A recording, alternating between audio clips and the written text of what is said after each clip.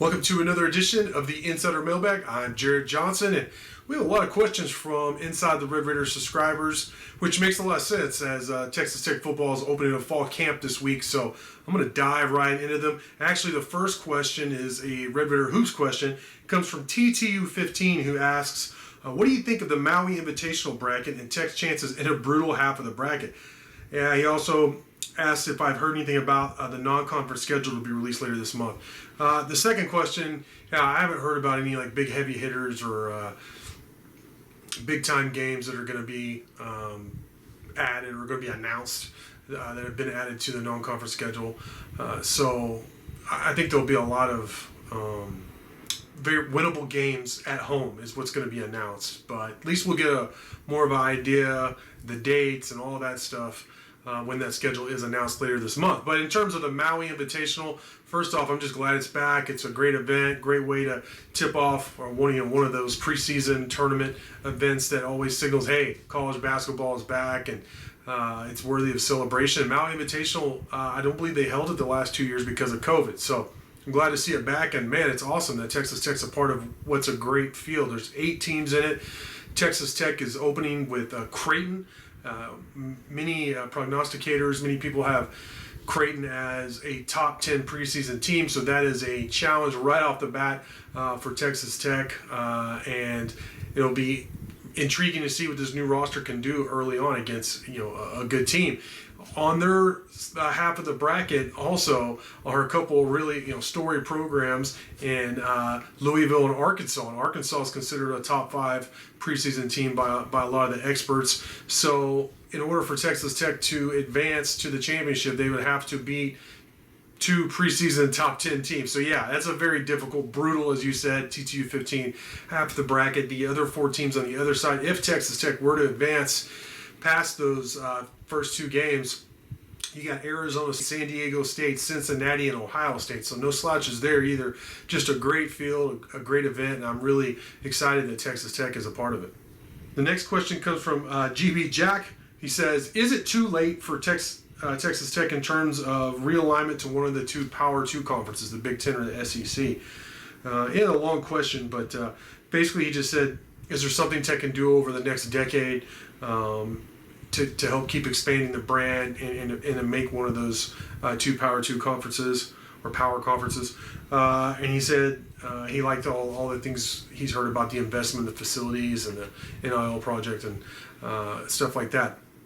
And he hopes it's not too late. Well, I don't think it's too late. It's never too late to invest in the program. These are significant investments for those who don't know. $200 million to upgrade significantly the football facilities, to combine them, the indoor practice field, the Jones, the football stadium, the South End Zone part of it, and the football facility is going to get renovated, like demolished and then rebuilt in the same place, and they're all going to be connected. So it sounds great. The renderings look very impressive, and I think that's going to make a huge impact on the program. In terms of Texas Tech joining the SEC and the Big Ten, I find that, and from what I've heard, people that I trust, some people in it, it's highly unlikely. Now, this day and age of the world, like society at large, and certainly college athletics, I'm never saying never. I was like that before, even the last handful of years, all the changes we've seen, but I certainly am now. So, but to answer your question again, I find it highly unlikely. I think the best case scenario for Tech is for the Big 12 to expand, add either or Pac-12 teams and ACC teams to build kind of its own power conference, or make it the 3rd power conference, and still we'll have to see. Obviously still vie for the same national championship to keep the Big 12 and thereby Texas Tech relevant. In my mind, that's the best case scenario. So I've been wrong before. This conference realignment stuff is really tricky, so we'll have to see. Winning helps. I think if Tech won big over the next 5 to 10 years, like you said, it would help. I can't say I know the exact timeline of everything. The TV contracts kind of paint a picture and give you a window, but there's just a lot up in the air. I mean, even though I have talked to some people who I trust, I'm still like not confident to be going out on Twitter and posting all this stuff because it's just so. It's always changing. There's so much misdirection or misinformation out there because people are just trying to get done what they want. So realignment's a really tricky situation, and I'm just as anxious as all of you out there watching this, and you, GB Jack, to see what happens. Oregon Matador asks, how do I think the offense ranks under new offensive coordinator Zach Kittley in the first year? Will it be a top 15 unit? Ooh, top 15. I don't know. That seems really high, and I know for air raid offenses, and it depends on how you define it. You know, if you're talking about total yardage, maybe. If you're talking about points per game, I don't know. We'll have to see. All those things. Joey McGuire, the head coach, has said he wants to play complementary football. So I don't think we're necessarily going to see like 70 to 50 games and stuff like that, like we saw under Cliff Kingsbury. And of course, Kittley's a disciple of Kingsbury. But I do think Tech's going to have a very good offense. They have some really good weapons. They have good running backs. I like the receiving core more than most people. I like all three quarterbacks. So, and Kittley was the 24/7 Sports National Offensive Coordinator of the Year for Western Kentucky. He is known as one of the top young, bright, innovative offensive coordinators out there. So Tech's going to roll up a lot of yards. They're going to put up some points. In terms of top 15, though, I feel confident seeing top 25. I really do believe that. I think they have the veteran, the experience, the talent, the depth, and the coordinator to get all that done. So, and there's a tradition of great offense at Texas Tech, which didn't hurt. So, yeah, I think top 25, I feel confident in saying. Top 15, I don't know. A good over-under would probably be top 20. Teeny Pepper asks, he says, outside of the quarterback battle, what am I most looking forward to keeping an eye on in camp? Yeah, camp opens up Friday, today, when this video is being posted. Just had local media day on Thursday. Look, quarterback battle is huge, but I'm all about the right side of the offensive line. I can't wait to see, who steps up there, who's given the starting role, and who's going to back those guys up. Because as most people know, people that have followed the sport a long time, offensive line play is so critical to everything you want to do on offense. Not just that, your whole team mentality. So Texas Tech knows that. Joey McGuire, Stephen Hamby, the offensive line coach, they all know that how important offensive line play is to your program, your team success, your season success. And I like to think that I know that too. So, that's something I'm going to be watching. Cornerback play. Everybody's talking quarter. I'm looking at the other side. Cornerback play, they have some veterans coming back. But Rashad Williams, Malik Dunlap, Adrian Fry, those guys. But they really want to develop depth. And I want to see who jumps in there. Some of these young guys like Kobe Minor, who's ready to play real minutes in big-time games for Texas Tech because they're going to need them. I feel really good about safety play. I feel better than most, I think, about linebacker play. Tyree Wilson's probably going to be one of the better players in the Big 12 coming off the edge, whether it be standing up or at defensive end. They have some veterans coming up on the defensive line. Phil Bleedeye, I really like. He's going to be a junior, so he's been kind of younger, but he had a really good spring. He's just a beast. I think he's going to be really good. So, that, and then what receivers are going to emerge. They have some really good young guys, along with, their inside guys I feel good about with Miles Price, Xavier White. I think those are your two main, inside receivers. And they have some other guys that they like. But outside, the Jerran Bradleys, Loic Fwanji, Trey Cleveland.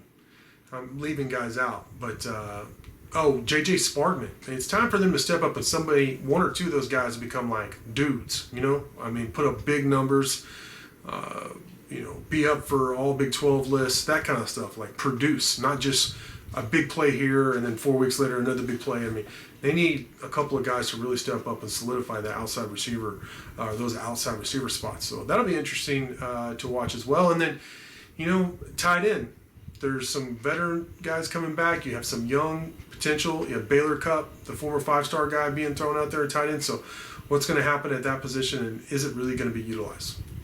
The old Buckaroo wants to know about the budding Tech versus TCU rivalry with, there's been some things like the recruiting coordinator kind of taking issue with the Matador Club and Texas Tech media really promoting and talking about the NIL deal, paying $25,000 this year to 100 football players, and just kind of the back and forth with the cacti and all of that.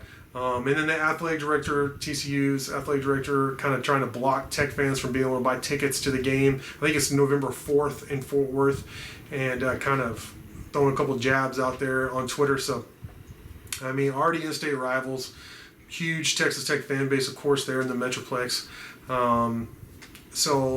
The two fan bases already didn't like each other. But the old Buckaroo wants to know, will Texas Tech fans or Red Raider Nation take over the Carter, TCU's stadium for that football game, kind of like how they took over in Austin for the basketball game last year? Well, first off, Texas Tech always shows up well in Fort Worth for football and basketball. I mean, every time I've been there, you see, for a Tech game, you see a ton of Tech fans, and so that will be no different. But perhaps there will be more Tech fans, despite TCU's athletic director's best efforts. Where there's a will, there's a way. Red Raider Nation has shown that they're willing to do whatever it takes to show out and support their teams. So I would not be surprised if we see more red in the stands than usual, but I'm used to seeing that at TCU because that's just what Texas Tech does. OBX Raider has a conference realignment question. He says, if the Big Ten comes back and takes Oregon, Washington, Stanford, and Cal, what do I think the chances are that the SEC adds Oklahoma State and Texas Tech? He said Okie Light, Oklahoma State. Well, it's a good question. I've heard, and I've had a lot of people ask me about Oklahoma State. They've read this, this reporter said that reporter said this about Oklahoma State possibly going to the SEC. And, I don't have a definite in. It's hearsay for me in terms of sources on Oklahoma State, the possibility of the SEC. So, my first thought is I'm skeptical, but we'll have to see. Again, anything's possible with conference realignment. A couple of people told me, hey, there's a real chance Oklahoma State might go to the SEC. I don't know if these are the dominoes that need to happen in order for Oklahoma State to go to the SEC. But with Texas Tech, I mean, everything I've heard, and this isn't I guess it's all hearsay until it's done, really. But from what I've heard from people I trust is that it doesn't look likely that Texas Tech ends up in the SEC. So I don't think in the Big Ten, but I feel stronger about saying, with A&M and Texas being in the SEC, I don't think they want Texas Tech in the SEC. I really don't. I don't think the SEC has any interest. I don't think ESPN has particular interest in Texas Tech being in the SEC. So I find that unlikely. Then again, maybe it's some kind of package deal. Maybe these dominoes, like you said, it actually happens. That would be news to me. So we'd have to see. But if you want me to say yes or no, I would say no. Raider Fan 01 wants to know what Mighty Joe and I, where the needle is for us on the Optimism Gauge for Texas Tech football, as we get closer and closer to kickoff September 3rd against Murray State at home. So he says, what about the Raider Nation? What am I hearing? Well, I think there's a lot of optimism within the fan base because of Joey McGuire, all this positive news. We've already talked about the facility upgrades, the NIL deal.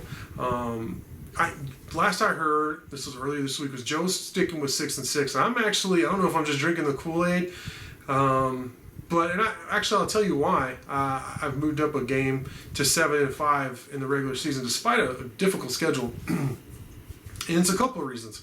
Yeah, Joey McGuire.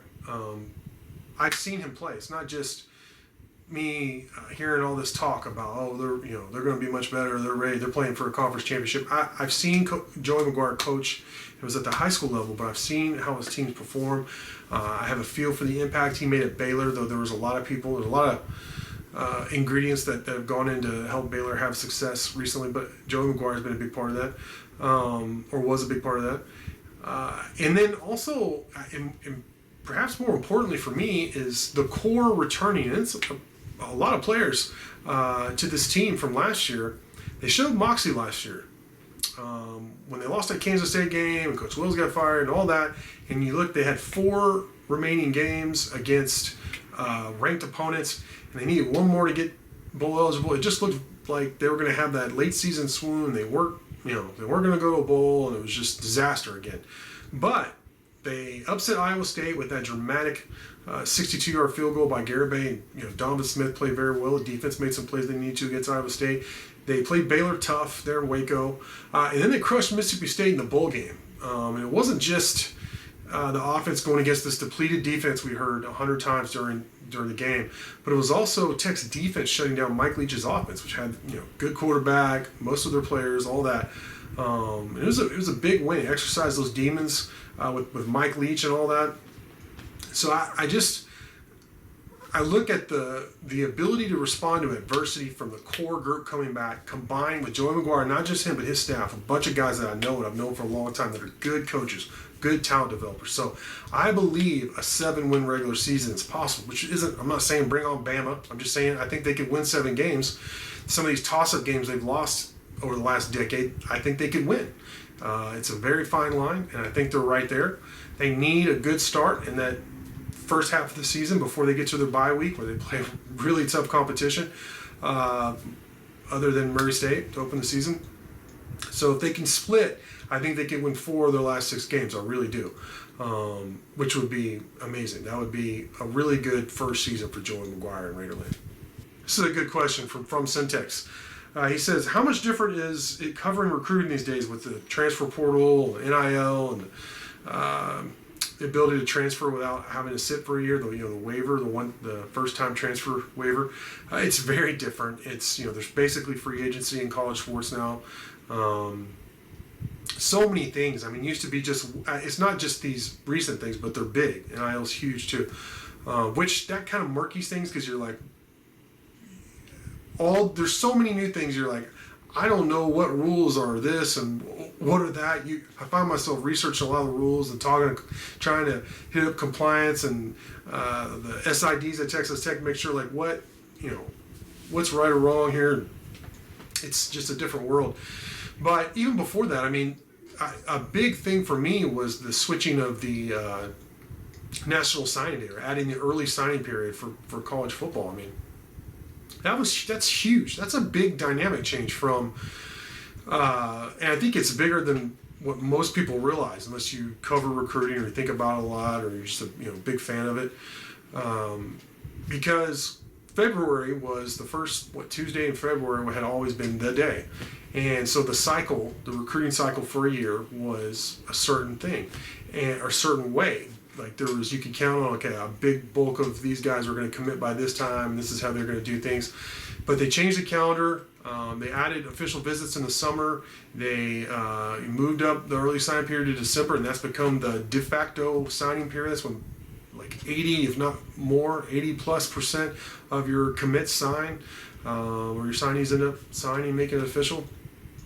And basically everything's been sped up. The whole cycle's been sped up. The decision-making process happens faster. So it's very different. And then, the transfer portal, I don't know if this is good for college sports. I really don't. I mean, I'm all for the players getting more options, but the free agency aspect to it, I think it turns off a lot of fans, and I understand why.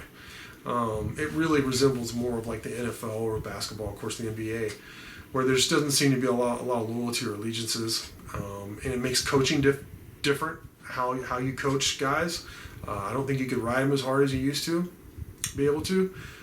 So everything has changed, and everything continues to change, including and recruiting. Basically, to me, is the most accurate reflection of the health of your college athletic program, and so everything's changed. I think the transfer portal has actually helped Texas Tech. They've used it. They've lost a bunch of guys, don't get me wrong, but they've also, a lot of the guys they brought in, both football and basketball, have made a huge impact for Texas Tech. So it's been, I think, a net gain for the Red Raiders.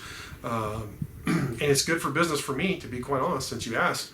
There's more to talk about. So, but you have to cover it. So it's definitely different. And that's a good question.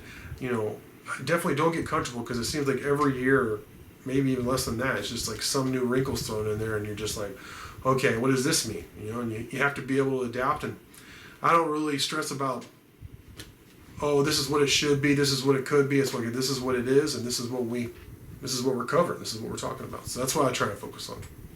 Another good question. Y'all on fire this week. Texas Tech Austin asks, is this season the last time Tech will play UT in Lubbock? Yeah, actually, I've been working on this project, whatever this, it's one of the season previews. And I kind of posed that question, like, does this game have more on it? Not just because of the recent stuff with UT, them leaving with OU to SEC and all the, y'all don't like me to say his name, but the Chris Beard stuff, but even with basketball, how it affects just how the fan bases think of each other. But is this the last time that Texas will play in Lubbock? Now, don't get me wrong. Kirby Hocutt said there's going to be like a deal for the next 20, 25 years where the Tech and UT play each other. So that could be the case. UT's kind of shot away from that, backed away from that, and said, nobody's talking about 20 years. They're saying UTOU saying they'll be here through 2025. It's not that I don't think Hocutt is not telling the truth, but I'm just saying I don't trust any of this to be concrete. I certainly don't trust UT. I don't trust the SEC or ESPN to hold up UT's word about and OU's word about staying through 2025. So.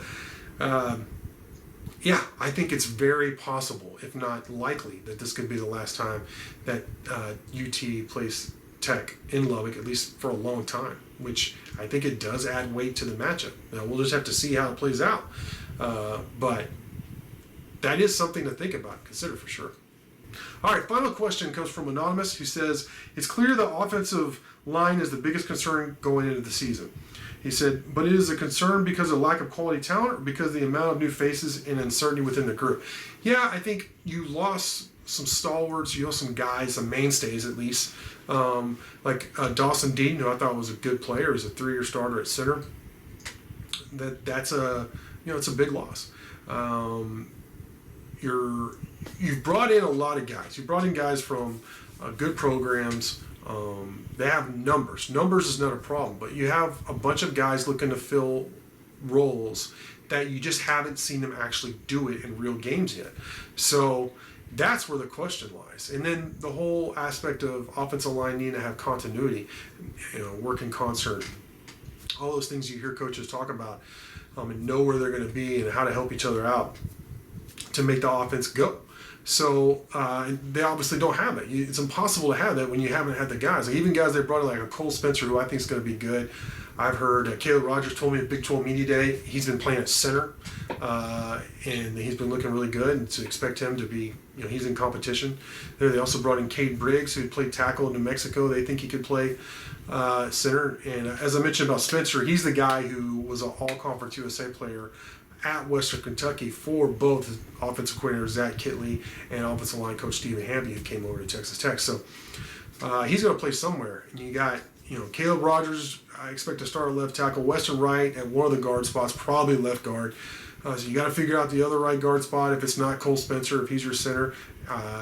You got to figure out right tackle. I like Ethan Card there. I like Landon Peterson. I think I've seen some good things from him during off seasons and spring ball at guard. He's a West Texan, Mojo, Odessa Permian guy who's developed for years. So they have options. They brought in some guys, from USC, Oklahoma State, all over that they like. But again, we haven't seen them actually do it in big games yet. So that's where the concern comes in. So we'll just have to see how it plays out. But I'm really excited that fall camp's opening. We're just getting that much closer. We're under a month until kickoff of the season. It's going to get real in a hurry for all of us. And I can't wait to see real games, see Red Raider football again, start the Joey McGuire era and all that. But we're going to have tons of content for you throughout fall camp, getting ready for the 2022 season kickoff. So hang with us at Inside the Red Raiders. But for now, thanks for watching, and until next time.